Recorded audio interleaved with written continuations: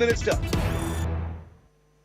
हम 130 करोड़ भारत के लोग अपने प्रयासों से कोरोना से जीतकर अवश्य निकलेंगे। और आप सबसे जो बातें मैंने सुनी हैं उसमें भी वही विश्वास प्रकट हो रहा है, अवश्य निकलेंगे। और आप सबसे जो बातें मैंने सुनी हैं उसमें भी वही विश्वास प्रकट हो रहा है। अभी ओमिक्रॉन के रूप में जो नई चुनौती आई है, जो केसों की संख्या बढ़ रही है, उसके बारे में हेल्थ सेक्रेटरी की तरफ से विस्तार से हमें जानकारी दी गई है। अमित शाह जी ने भी प्रारंभ में कुछ बातें हमारे सामने रखी है। आज अनेक मुख्यमंत्री समुदाय की तरफ से भी, और वो भी हिंदुस्तान के अलग अलग कोने के, काफी महत्वपूर्ण बातें हम सबके सामने आई हैं। साथियों, ओमिक्रॉन को लेकर पहले जो संशय की स्थिति थी वो अब धीरे धीरे साफ हो रही है। पहले जो वेरिएंट थे उनकी अपेक्षा में कई गुना अधिक तेजी से ओमिक्रॉन वेरिएंट सामान्य जन को संक्रमित कर रहा है। अमेरिका जैसे देश में एक दिन में 14 लाख तक नए केसेस सामने आए हैं।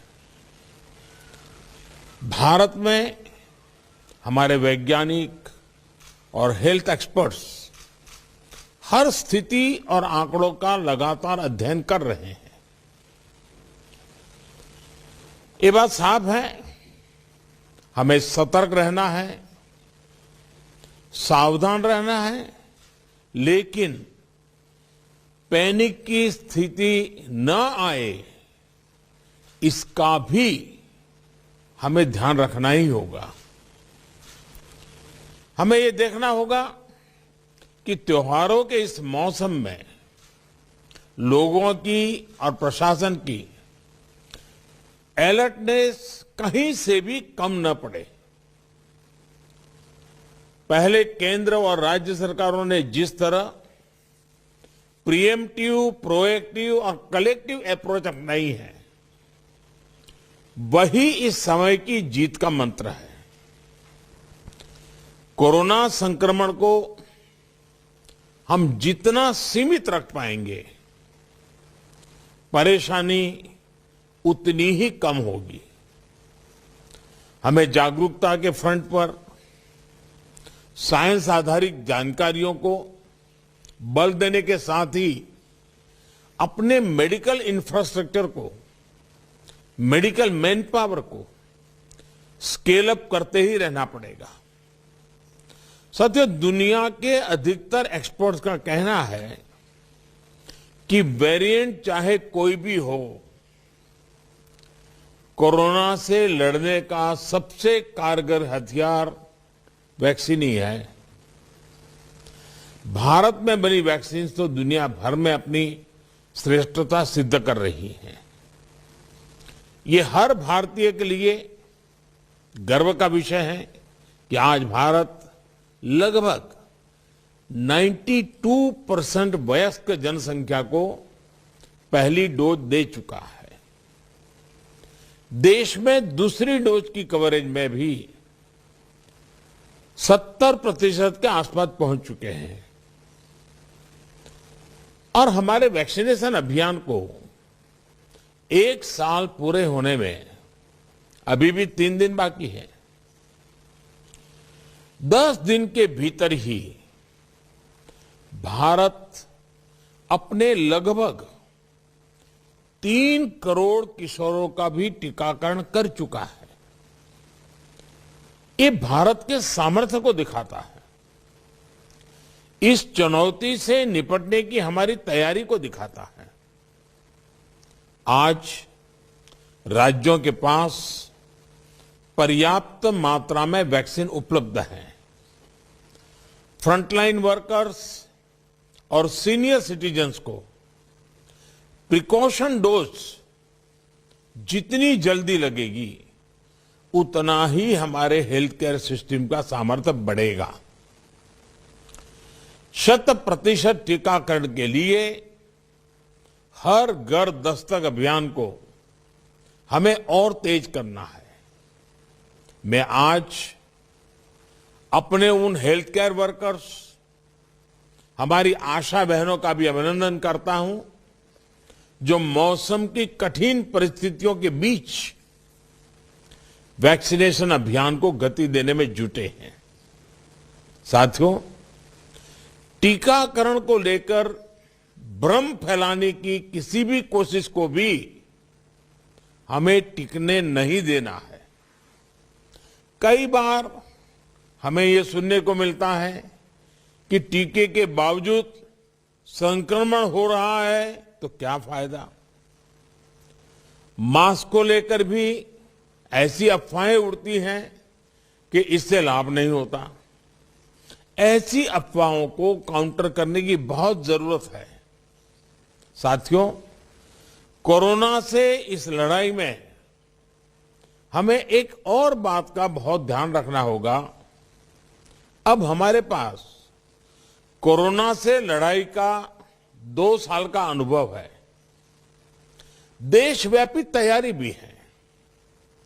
सामान्य लोगों की आजीविका, आर्थिक गतिविधियों को कम से कम नुकसान हो,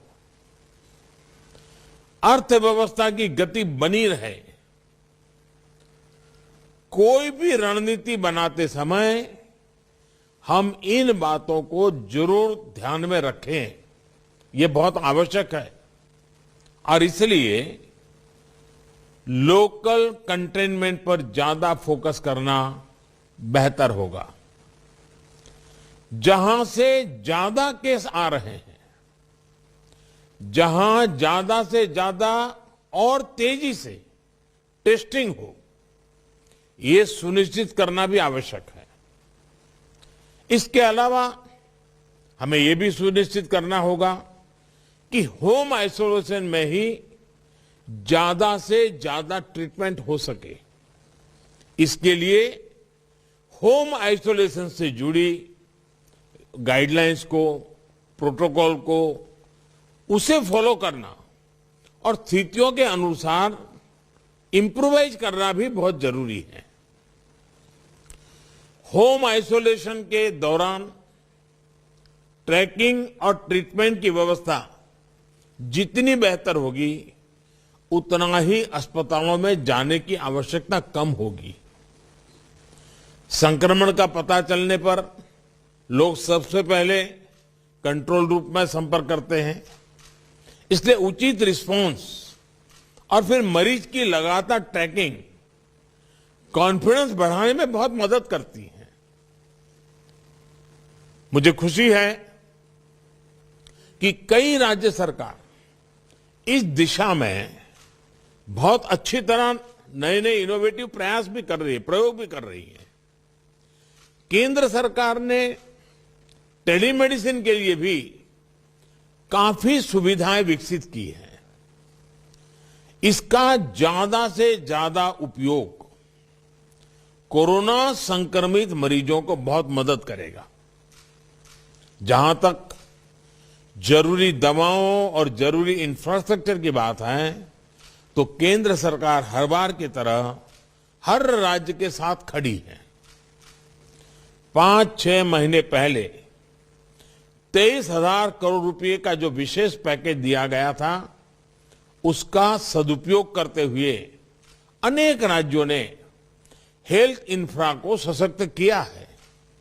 इसके तहत देश भर मेडिकल कॉलेज और जिला अस्पतालों बच्चों के लिए 800 से अधिक विशेष पीडियाट्रिक केयर यूनिट स्वीकृत हुए हैं। करीब 1.5 लाख नए ऑक्सीजन, आईसीयू और एचडीयू बेड तैयार किए जा रहे हैं। 5,000 से अधिक विशेष एम्बुलेंस और 950 से अधिक liquid medical oxygen storage tank की कैपेसिटी जोड़ी है।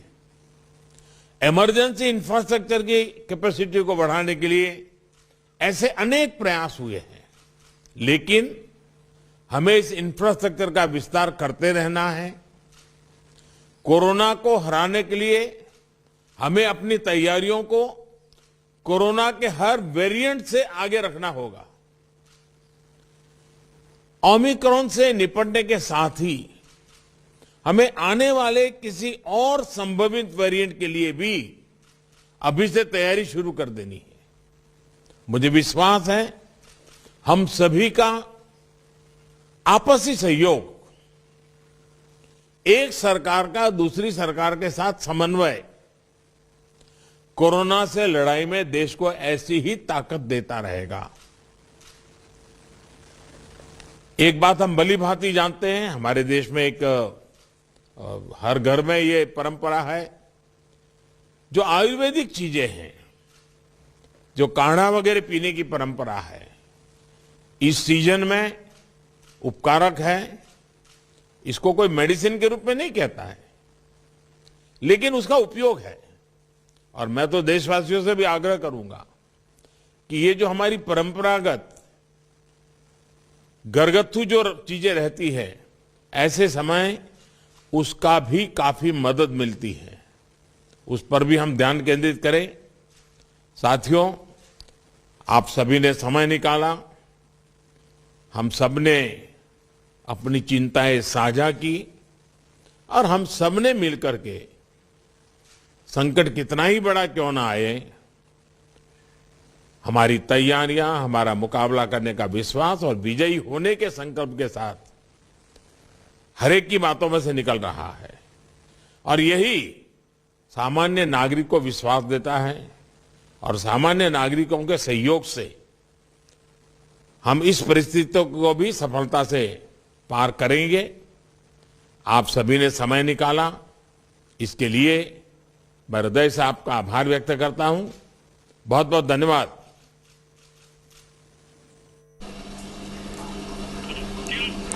That is Prime Minister Narendra Modi and that meeting with all the chief ministers of the states. Remember, this is an all-important meeting with regard to the COVID-19 pandemic. The Omicron variant is fast spreading and constantly the numbers are increasing every day across the country. Delhi and Mumbai appear to be the worst hit, with the national capital even reporting approximately 30,000. To be specific, about 28,000 cases are being reported now on a daily basis from the national capital, Delhi. Now, the state governments, of course, are assuring, they are stating no need to panic, the beds are ready, the hospitalization is low compared to the second wave, and therefore, at this point, the situation, according to the state governments, look like it is in control.